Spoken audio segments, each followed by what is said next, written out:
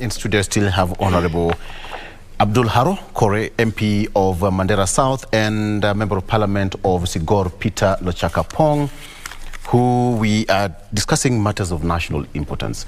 Mheshimiwa, before we took a break, the issue of impeachment. There's a threat to impeach CS Moses Kuria. Is this even feasible?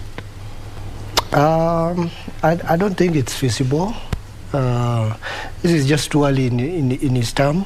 Secondly, we know Moses Kuria. Moses Kuria has been reckless in many instances, but I think it's just a wake-up call to make him realize that he's no longer that activist on the campaign trail. Yes. He's now a cabinet secretary, a substantive cabinet secretary for trade in this country.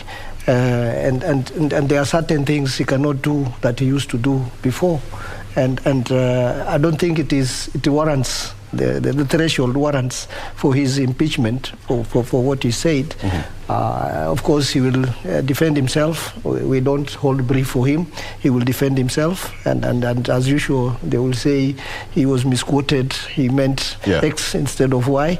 But I think it doesn't warrant, what he said doesn't warrant for his impeachment right now. Yes. Some would argue that it's just because of the roadside declarations that usually happen.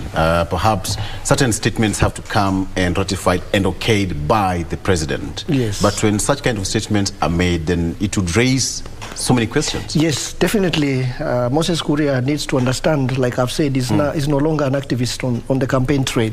He's a substantive cabinet secretary, and these roadside declarations are things Kenyans have fought for since the late Moi's time. Yeah. And we don't want to go back to that culture of roadside declaration where cabinet secretaries of top government officials make declarations which have no force in law. And if that happens, I know they will make headlines. But as rightful thinking Kenyans, we know those roadside declarations are just hot air, and they will not go anywhere. Yeah. So I consider Kuria's roadside declaration as just hot air, and we need to dismiss it as such. All right.